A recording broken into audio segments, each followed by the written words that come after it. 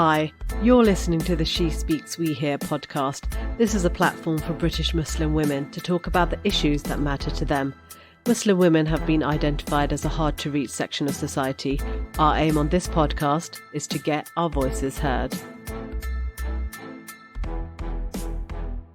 Hi, and welcome to the fourth episode of the She Speaks, We Hear podcast. I hope you're all doing really well. Today's guest is Aamna Khokhar. She is our resident life coach at She Speaks, We Hear and has worked with us over the pandemic. She runs her own coaching company called Leaf Coaching. Aamna's a qualified life coach specialising in relationships. Her work and study in the field of psychology and education span over 20 years. She has a background in teaching. She runs workshops on self-development and the creation and maintenance of healthy relationships.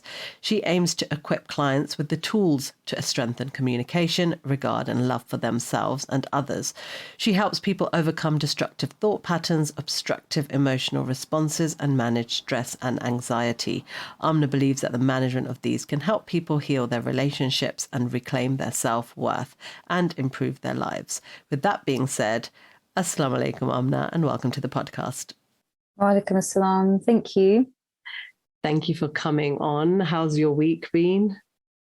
Yeah, it's been a interesting week. Just sort of navigating, the new variant and the changes that brings, and with little ones in school and everything that brings.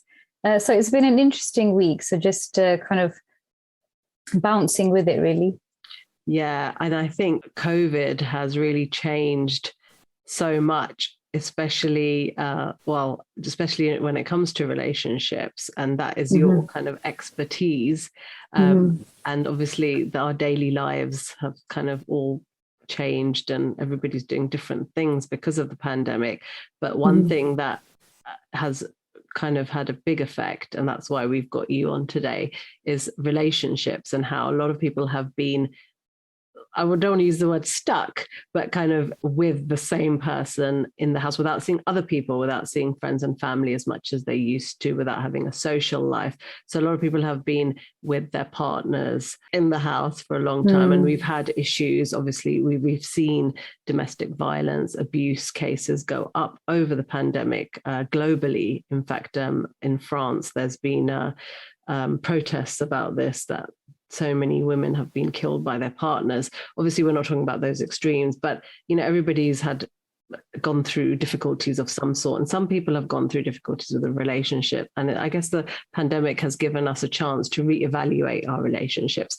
So let's talk about some of the work you do. You're a relationship coach. What does that mean? So my work, I work in response to what is happening within our communities. But when you're a relationship coach, essentially what that means is that you begin by helping people to understand themselves well. Once we understand ourselves really well, we're better able to navigate our relationships.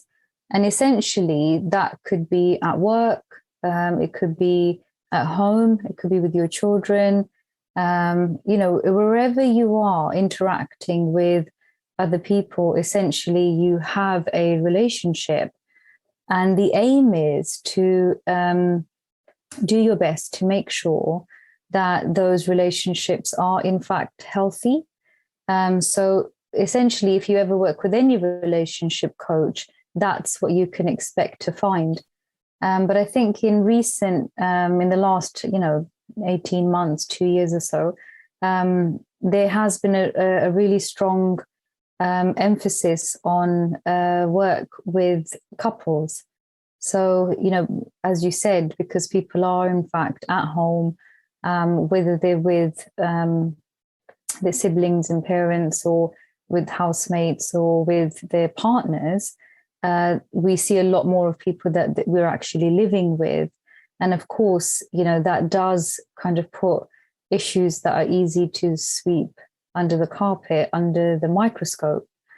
So there's been a steady increase in the work with couples mainly, or people that you're living with. So what are the most common kind of issues that your clients have come to you for? So I think there's, common things that come up is, of course, navigating space, just practical things like that. And issues with communication. So what you find is normally when you're kind of rushing around, you're in and out of the house, you're seeing each other for less time. You don't perhaps notice issues with communication and the tendency for misunderstandings and so on. So, I'm doing a lot of work around educating ourselves on the way that we communicate, our communication styles, and how that interacts with the communication styles of other people. So that's a big one that comes up. Other thing that comes up is stuff around boundaries and how to be assertive. Because again, when you're not together so much, you don't really have to practice saying no and drawing boundaries and so on. So there's a lot of work around boundaries and, how to avoid being passive or passive aggressive or aggressive, and to just find clear, assertive communication, for people that you're with.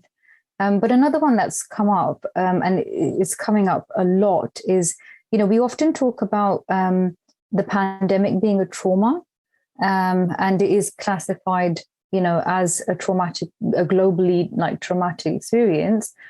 But what's happened is that we're dealing with the trauma of the pandemic, but a lot of people that have had traumas in the past that they have perhaps dealt with are now resurfacing. So, and that is triggering, conflict in relationships. So a lot of the work is also about recognizing and putting back to bed or dealing with or overcoming the trauma from the past, as well as the trauma of the pandemic. There's a misconception amongst maybe it is sort of more South Asian and Arab and sort of Muslim communities and Asian communities that going to a relationship coach or going to couples therapy, it means that, you're basically heading for a divorce or, something really drastic. I mean, that's not true. How can we persuade people in sort of, I guess, not who have these kind of have these cultural ideas that it doesn't mean just because you're going to a relationship coach doesn't mean that it's your relationship is really terrible or that you're going to split up. The interesting thing about that is that I honestly, from having worked with hundreds of couples, is I honestly believe that the exact opposite is true. So it's not even just it's not even close. It's literally the opposite is true. People that come to to seek support for their relationship do so because they want the relationship to survive. And actually, what's also very interesting about that is that they recognize their limitation. They recognize that they contribute to this relationship, and that they want somebody to, to sort of just help them to see parts of the relationship that perhaps they can't see clearly, to navigate things, in a different way. And to me, that just sort of screams health and actually indicates that these are people that are just very committed to the relationship. Sometimes what's more concerning is when there are issues and that these issues are swept under the carpet, or, one person just gaslights the other into thinking that everything is fine, et cetera, et cetera. I'd be more concerned about that. Not to say that if you're not having help, that there's something wrong. It just, if there's something wrong and you're not having help, that is an issue. if there's something wrong and you're having help, that's a positive step. I mean, I agree, but the reason why I asked is because being from the South Asian community yourself, like, for example, the older generation, they don't really understand going to, I mean, it's like therapy, right? They don't really get that because it's not culturally something that they follow, right? Whereas maybe for us, with like second generation or third generations, it's a more of a normal part of life. It's not such a huge deal going to therapy. And that's the only reason I ask. And I know there's a lot of men. I mean, I don't know about your clients, but I assume most of the sessions are instigated by the women. That's a big assumption on my part, and if I'm wrong, you can tell me. But I do find that a lot of men, possibly Asian men, are not that up for going to see a coach or a therapist.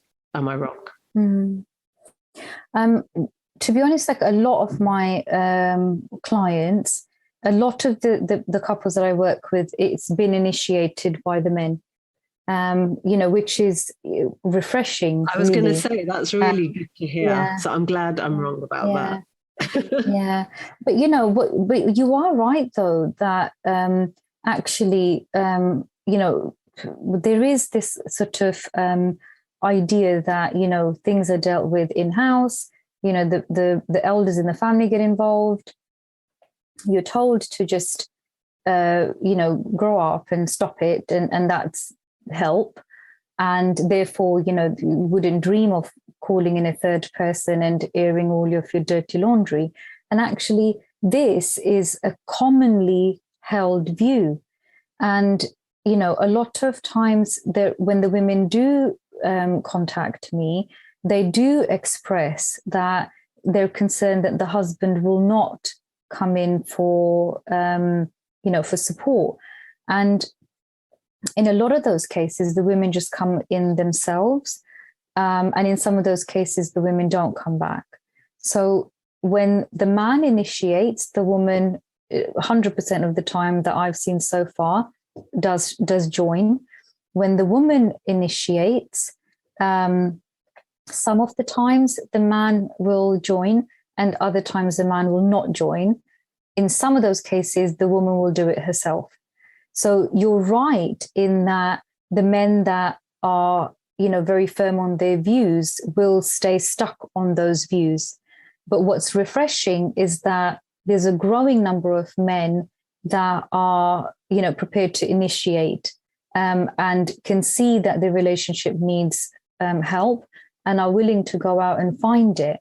I think in circumstances where the man is not budging, I would say it's really important for the woman to continue anyway, because what happens is, it's like change, it's that saying, isn't it? So if you crack an egg from the outside, then life ends, and you crack it from the inside and life begins. So really, in that if you take that to the context of a relationship, if the woman starts to do work on herself, actually that has a positive impact. It changes a relationship anyway.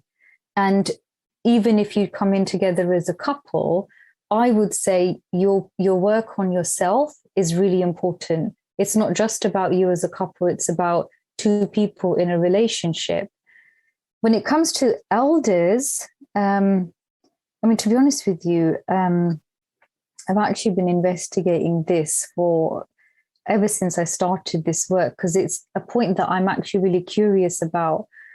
And so whenever I come across older people, I try to sort of ask questions and investigate, why doesn't this work for them? Why won't they access this support? And I have no conclusion, and I'm not, officially researching anything. But just from having asked lots of questions and so on, what I find is that it's almost like, you must have seen that, there's a cartoon where they have like an elephant, and if you were judging the elephant about its ability to climb a tree, then of course it's going to fail, blah blah. The fish to fly, whatever. If we are, it's almost like we're trying to get that generation, and they're a different generation altogether, to use the tools that we have created that are working for us, but they work for us. They don't necessarily work for them.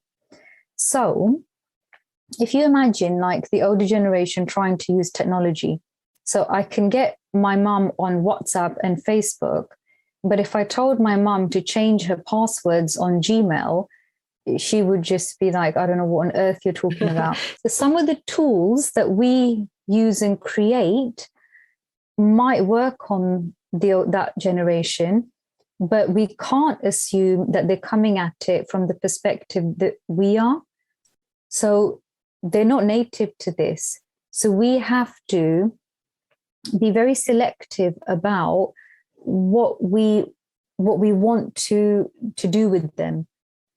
It's not the same as what you and I might do, or couples that I'm working with might do. We have to be extremely selective about identifying exactly what it is that they might need, but what they are reporting themselves that they might need. So I might think, oh, this generation of women need to be XYZ, empowered and actualized and blah, blah, blah.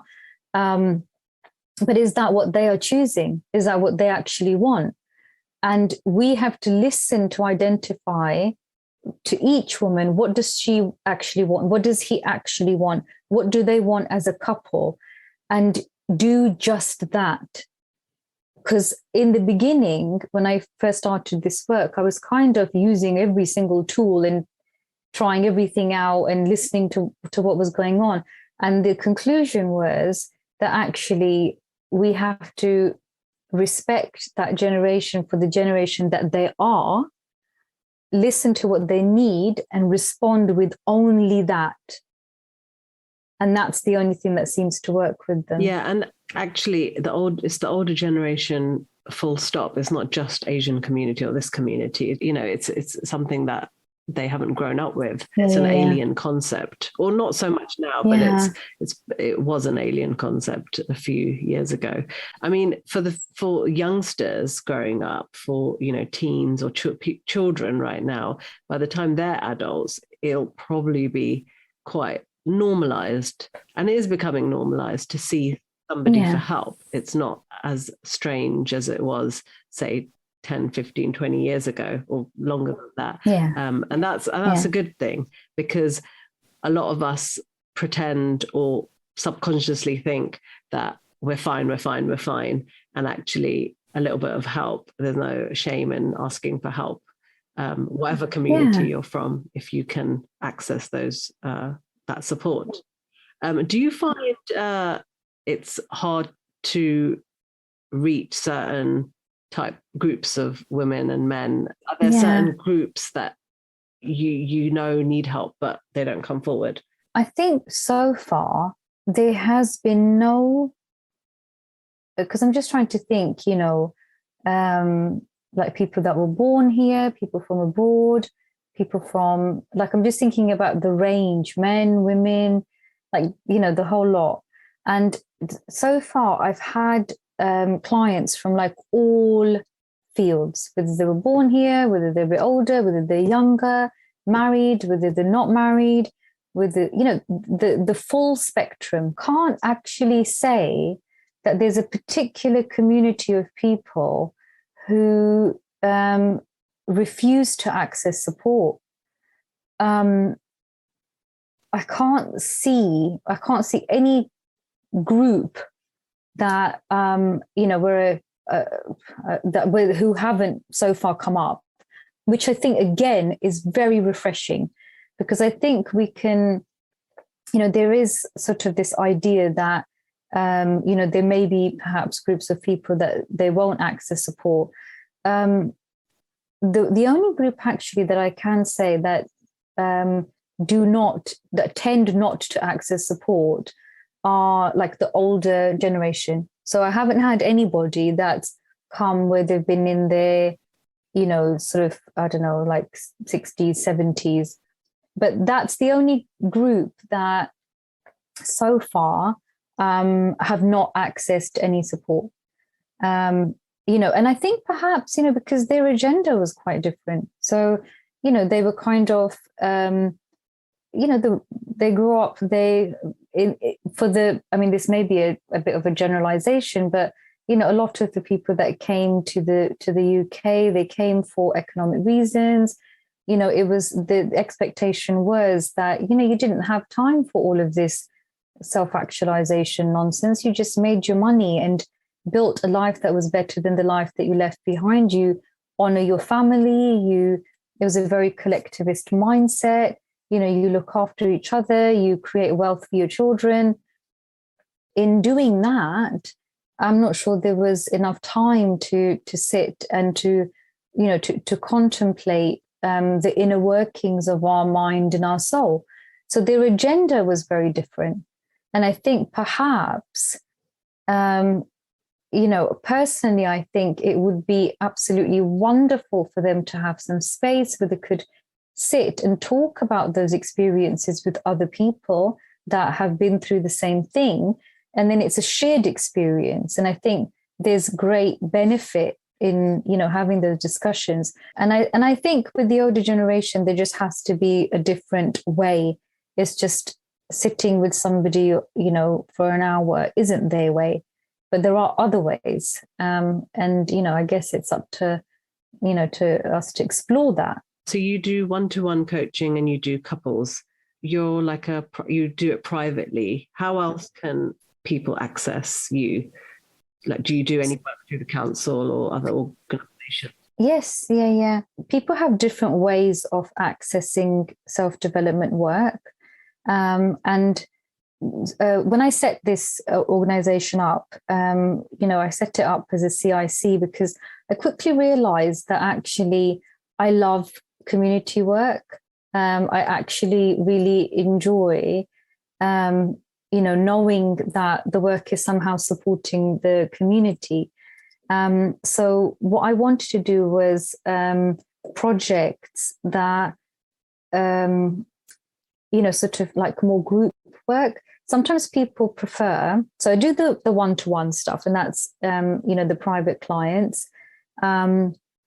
And I work for an organization and creating like a well-being branch for them. We also get funding from like the council. So we had some funding from Tower Hamlets and Hackney recently to do, it was called COVID recovery. And they were workshops on like developing resilience and overcoming trauma. So we got some funding to run those, and those were completely free. So whenever we get funding, we just try to get as many people, because it's online at the moment as well. It's so much better. So we don't have restrictions around space and this kind of thing. So we just try to get as many people as possible to come and access that because it's completely free. So you get like, you often get people that are like, hey, you want to make 6 figures and, blah, blah, blah. And, but my focus was more community. So obviously, no one's going to say no to 6 figures, but you've got to put your attention somewhere, isn't it? Yeah. So the focus was really the community. And that's why we went down the CIC route. So with coaching, so if anybody's thinking about doing coaching, so you can coach, you can work yourself up to do like executive coaching and coaching with like the rich and famous. And there's a lot of money in that. So if that's the route you want to take, that's brilliant. And there is a way forward to do that. But there's also, so you've got people that are doing their bit, up there, but you've got people that are actually unable to pay for private coaching. So, and that's why we went down the CIC route, because I thought we need funding to be able to, if we're actually going to create change, and we're actually going to have a positive impact on the narrative, then we have to be able to touch people on every level. So we have to be able to access people on every level.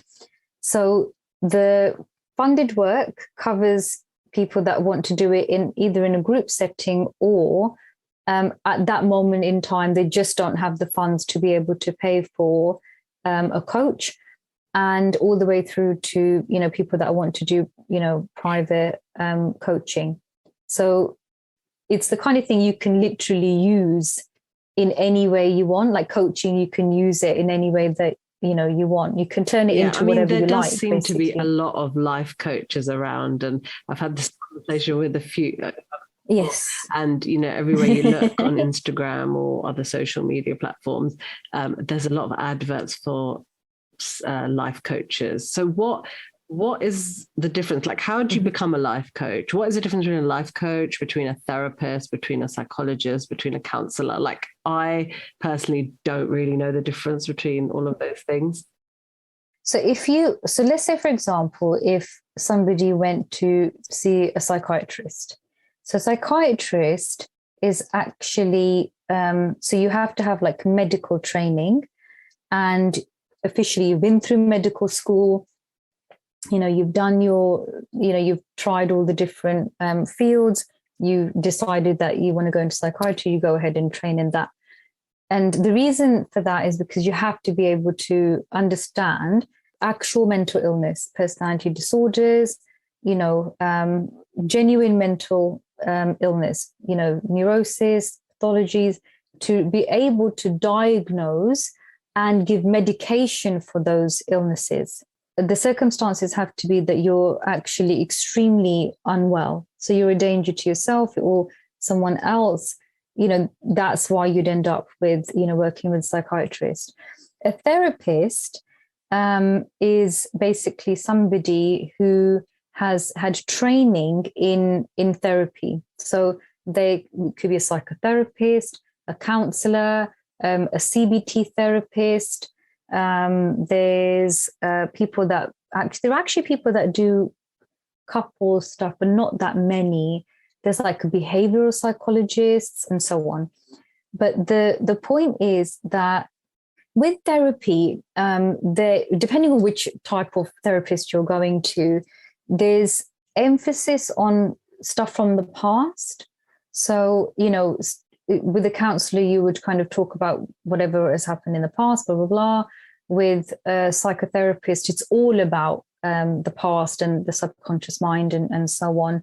I think with the behavioral therapist, the focus is on how you take the actions that you are taking. With CBT, it's about sort of dismantling the thoughts to see how they affect the behavior, and then breaking the chains, dysfunctional chains down. So there's a mixture of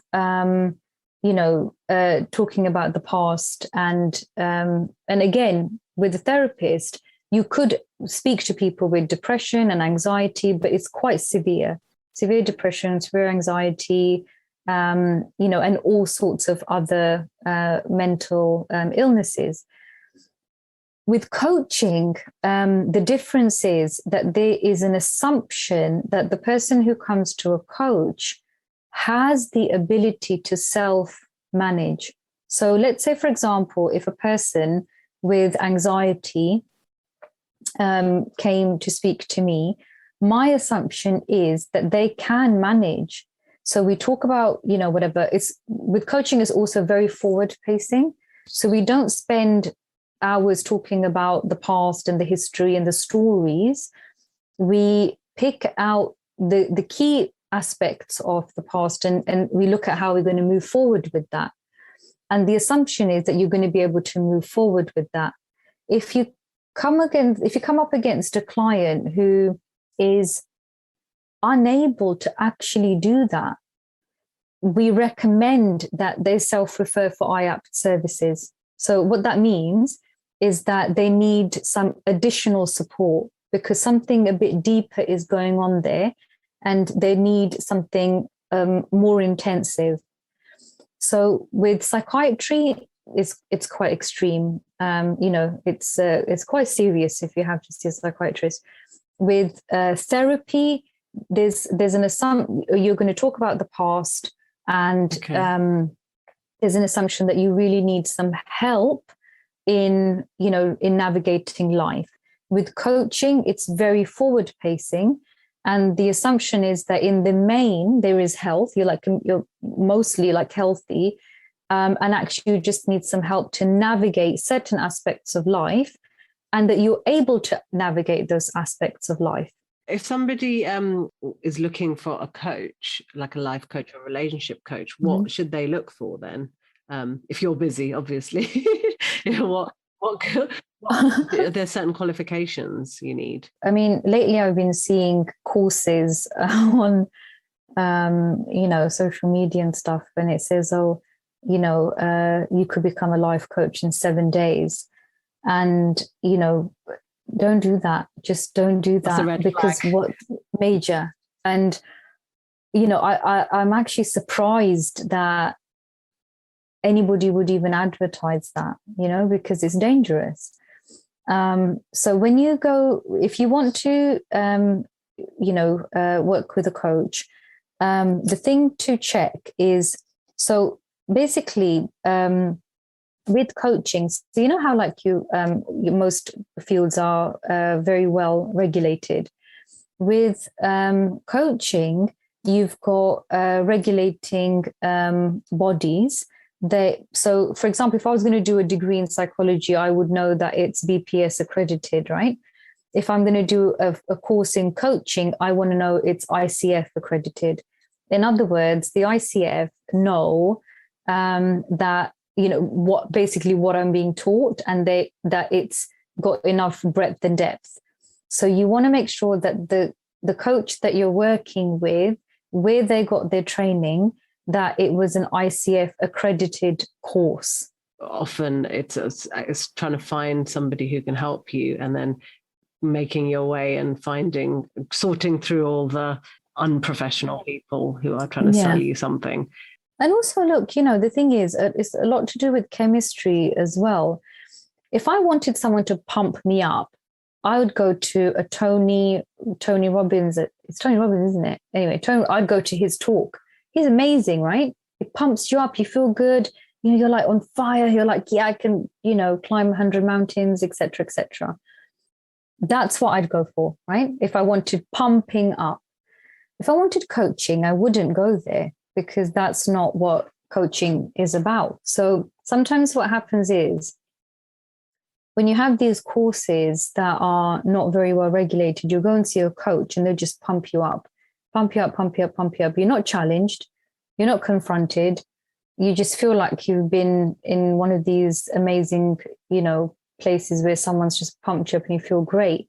Problem with that is that you haven't done any work, and you're going to have to go back to them for them to pump you up again, right? And with genuine coaching, that isn't how it works, because the aim is that you would graduate past the coach. You go there, you do the work, and then that's the end of it. And then you go away and you take those skills and tools and you live your life. If you feel like you're addicted to going somewhere and getting pumped up, you've got to recognize that for what that is. And that's not coaching. Coaching is when you feel good because you worked through a problem yourself. You feel good because you challenged yourself. You feel good because you achieved something, and not because the coach just pumped you up. Does that make sense? Thank you for breaking it down, because I am not very well versed in therapy and coaching. I didn't know the difference between a lot of the different strands and the different help there is available. So that's actually been really useful. I just wanted to talk about very quickly about the Instagram lives we did.